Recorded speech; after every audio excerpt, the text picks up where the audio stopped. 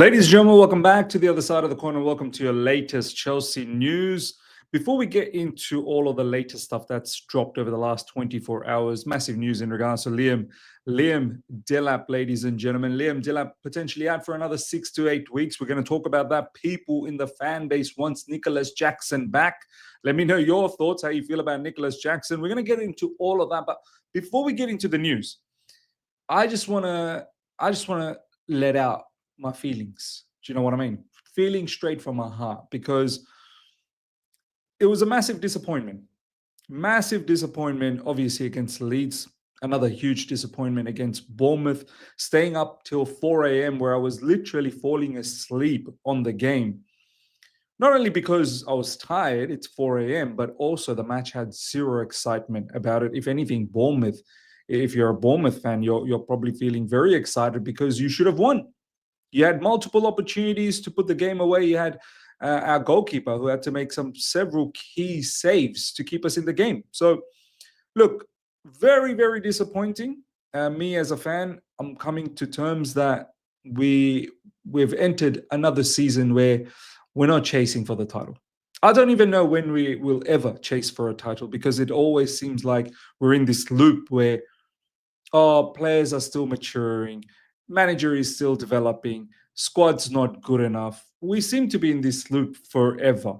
And honestly speaking, I don't know whether it changes next season, because the players that are coming in who are very, very talented, but they're not supremely experienced at the highest level. You know, they are experienced to a certain point, but they're not supremely experienced. So look, very disappointed.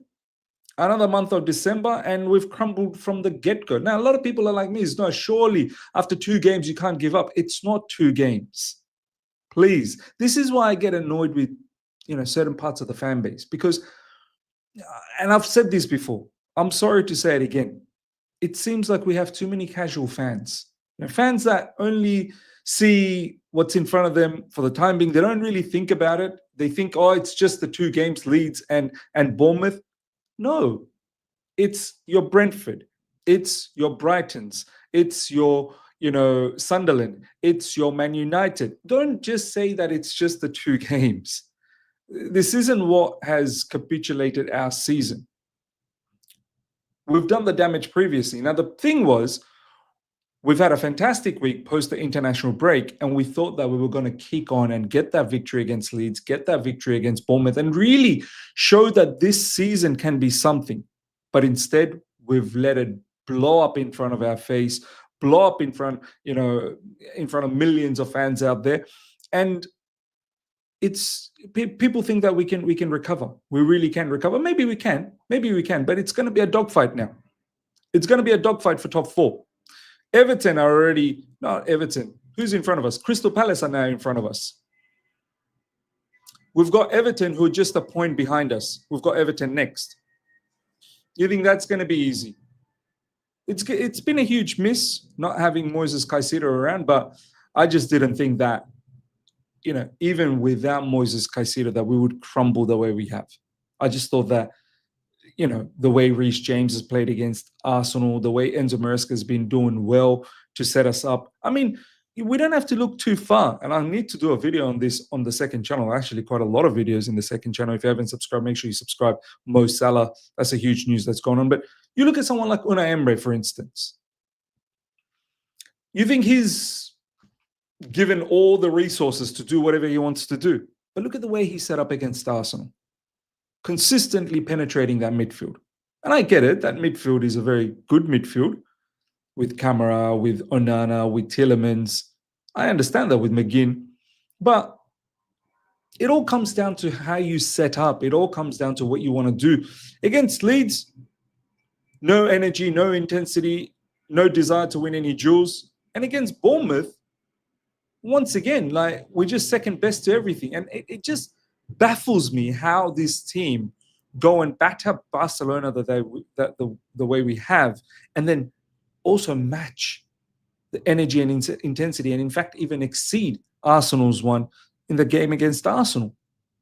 It baffles me. How do you go from that to then being overwhelmed by Leeds and Bournemouth? So, ladies and gentlemen, look, as I said, I've resorted to accepting the fact that this is going to be another nonsense season, fight for top 4, 5. That's it. Try and see if we can win domestic cups, see if we can go as far as possible in the Champions League. And that seems to be our objective this season. It's a sad one, but this is where we are.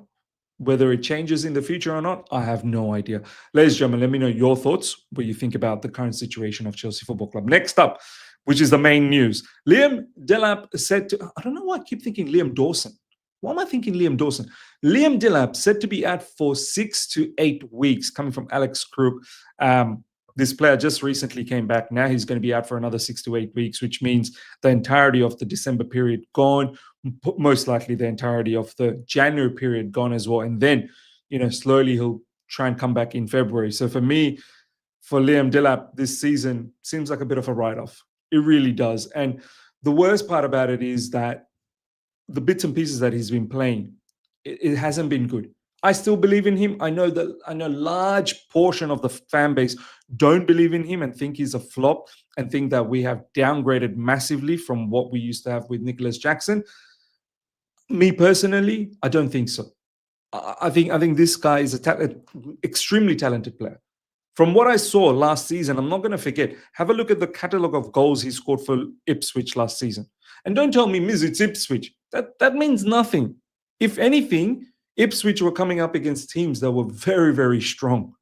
He did the job on us last season, if you guys don't remember. The skill set's there.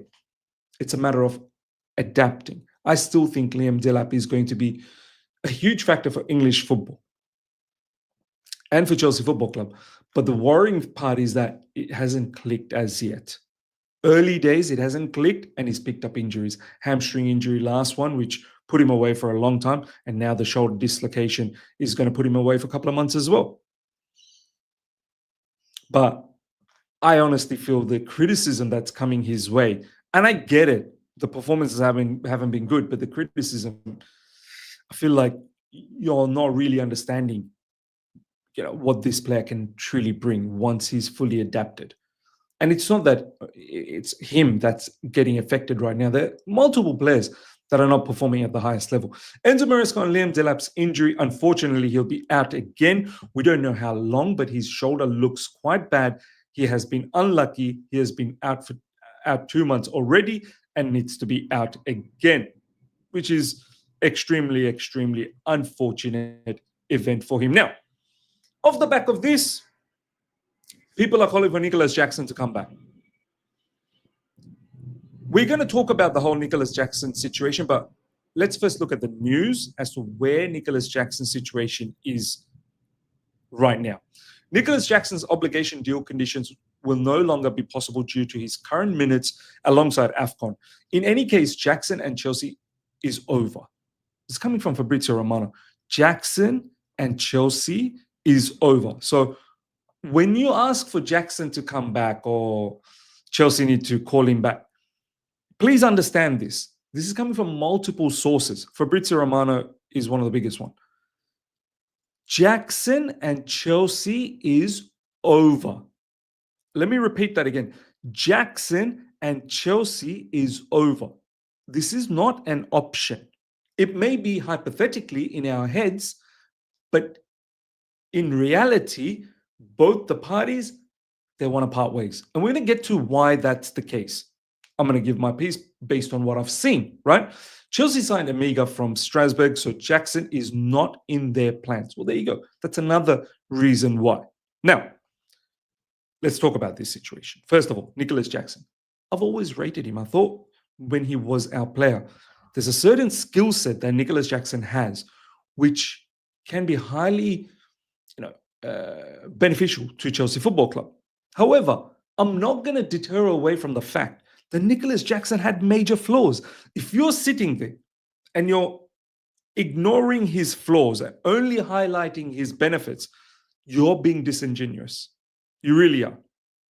Because the truth of the matter is, as great as Jackson used to carry the ball, as great as Jackson used to dribble, as great as Jackson sometimes used to link up, the fact is, he missed a hell of a lot of opportunities up front, gilt-edged chances. The fact is, his final third decision-making sometimes was abysmal. That's the truth. And the last fact is there is at times a little bit of an attitude problem. We've seen that. Astrid Wet, you know, drawing against Everton, then going to Villarreal to celebrate with Villarreal. There's been bits and pieces. The penalty debacle with Madueke and Cole Palmer. So there's been issues, right? The red cards last season didn't help at crucial points of the season. Picking up those red cards the way he did, it didn't go down well with the team, with the manager, with the fan base. We're not going to sit here and pretend these things didn't happen. Okay? Now, I've highlighted the benefits he brings, but I've also highlighted the flaws that he has. Now let's talk about the other side of all these issues around Nicolas Jackson, right? Nicolas Jackson, as soon as we got Delap, as soon as we, had João Pedro, it was clear that Jackson wasn't going to play second fiddle. Jackson felt, and this is my true belief, that for 2 seasons he's been the number 1 Chelsea striker. All of a sudden now he has to compete. He didn't want to do that. He wanted to make sure that I'm the number 1 and they stay behind me. That's from the news that I've seen during the last summer, and overall the vibe that I was getting, because ultimately he left, right? He didn't want to compete, even though there was some information that he wanted to compete, but he left. He could have stayed. No one asked him not to, right? So he didn't want to compete, in my personal opinion. Number 2, and this is probably the main one. Number 1 wasn't even the main one. Number 2, I think his relationship with Enzo Maresca has disappeared. It was over. They fell out with each other. And there's also news in regards to this. Many sources. Just find it yourself on social media. Nicolas Jackson and Enzo Maresca fell out. So this whole thing about, call Jackson back, it's not going to happen. It just won't happen. Because Enzo Maresca doesn't want it to happen. Now, you could sit there and have a problem with that, and that's a separate story. That is a separate video that, I've got an issue with Enzo Maresca. On top of his tactics or his management, this, that, the other, you can throw that his people management with certain players. But that's a separate thing. But you need to understand both the player and the manager had a fallout. And also, this is another reason. Chelsea had already bought Amiga for the future from Strasbourg. So Chelsea are not looking at Jackson as an option at all. Now, he's definitely going to come back from Bayern Munich, because Bayern are not going to trigger the, buy option. But you best believe Jackson is not going to play for Chelsea. Chelsea Football Club will try and find him a suitor to move him on. So we need to stop. We need to stop this revisionism. Now, in your head, you might think, yeah, it would be great if he comes back. He'd be a better option. I get that. I fully get that. Realistically, it's not going to happen. Realistically, João Pedro is going to play as a striker with Cole Palmer in behind now that Cole Palmer's back. Realistically, we've got Mark Gu as an option from the bench. Realistically, we're probably going to utilize Pedro Neto, and don't forget Tariq George that we've been using as well. That's the realistic state. Now, you might not agree. That means I don't like that realistic state because it feels like the owners, the directors have failed us again. Sure. As I said, that's another video. But the point is we need to understand what is happening realistically. That is the point, ladies and gentlemen. So for me, there's no... we can't sit here and cry about Nicolas Jackson. It's just not going to happen. Liam Delap, who has scored 2 goals in 17 games for Chelsea, is set for another spell on the sidelines after injuring his shoulder.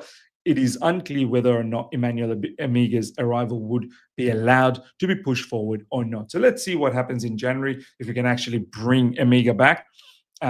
Me personally, I don't think it's going to happen. I think the way we're going to look at it is João Pedro is going to be a striker option, and Mark Gu is going to be the backup because Cole Palmer is back now. And then don't forget, at times we're going to use Pedro Neto and Tariq George as well. So I don't think we're going to bring Amiga. We're going to allow him to finish off the season with Strasbourg, and then Amiga can be considered next season. Next up, Enzo Maresca. We are going to try and score a goal on Tuesday, but it's important to keep a clean sheet. Now, this seems to be the notion post-match against Bournemouth that, hey, one of the positives is we kept a clean sheet against Bournemouth. We couldn't keep a clean sheet against Leeds. We kept a clean sheet against Bournemouth. So big up to the team. I'm sorry. When did it become that keeping a clean sheet, we now have to compromise by, we can't score a goal? We need to be able to do both. That's what Chelsea Football Club's all about. We're not going to sit there and go, hey, at least we kept a clean sheet. It wasn't a good game. Sure, we kept a clean sheet, but it wasn't a clean sheet with authority. It was a clean sheet with hope and luck. Because if Bournemouth had their, quality up front and their shooting boots on, they would have scored multiple times. So you can sit there and go, we kept a clean sheet, but did you really? Like, of course, officially you have, but we were penetrated multiple times. Now, I get it. As a manager, you need to come out and find positives. No problems. But I don't like it whenever we seem to go through a bit of a downward spiral. Everyone starts talking in a weird and nonsensical way. The truth of the matter is we should be beating Bournemouth. And the fact that we didn't, it's a huge disappointment off the back of a huge disappointment against Leeds. That's the truth of the matter. And the truth of the matter is we've thrown away another league season. Now we have to concentrate on a top 4, top 5 battle, which is going to be hugely difficult as well. I wish we were a little bit more cutthroat. I wish we were a little bit more decisive with our decision-making in terms of Enzo Maresca, starting lineups, in-game management, better options to use as opposed to toss and so on and so forth. Putting, Chalobah in the right back position. I wish we handled those situations a little bit better. And of course, not taking any blame away from the players as well. But once again, where does the mentality come from? Where does, being focused on the job comes from? It all comes from your environment, your manager. They got to put you in a position to feel that way. This is why this season I'm going to highly be looking at Enzo Maresca. I'm not saying Enzo Maresca out. I never will be. I think he's a good manager, but you got to do a lot more with what you have. And I get it. What you have may not be the best, but I can't sit here, and Enzo Maresca said it as well. I can't sit here and say squad's good when we're beating Barcelona or when we're beating Liverpool or when we're drawing with a man down against Arsenal. And then all of a sudden squad's not good because we can't win against Brentford. We can't win against Sunderland. We can't win against Brighton. We can't win against, Leeds. We can't win against Bournemouth. We should be able to. Both these statements can't be true. Do you know what I mean? Let me know your thoughts, ladies and gentlemen. Reece James will have 2 years left on his contract at the end of the season. Talks are expected to take place before then, with no suggestion that Chelsea and James have any intention other than for his contract to be extended. Look, I fully expect Reece James to finish up at Chelsea Football Club. I fully expect him to be forever a one-man club. Chelsea have done an immense job to get Reece James fit the way he is right now. Inshallah, hopefully he stays fit like this always. He's a very, very key, part of our team, important part of our team. Didn't have a good game against Bournemouth, but we know what he did against Arsenal and what he has done in other games as well. Looks like he's more treated as a midfielder. That's a debate in itself. Sometimes he drops a masterclass the way he did against Arsenal, and then he dropped a disaster class against Bournemouth.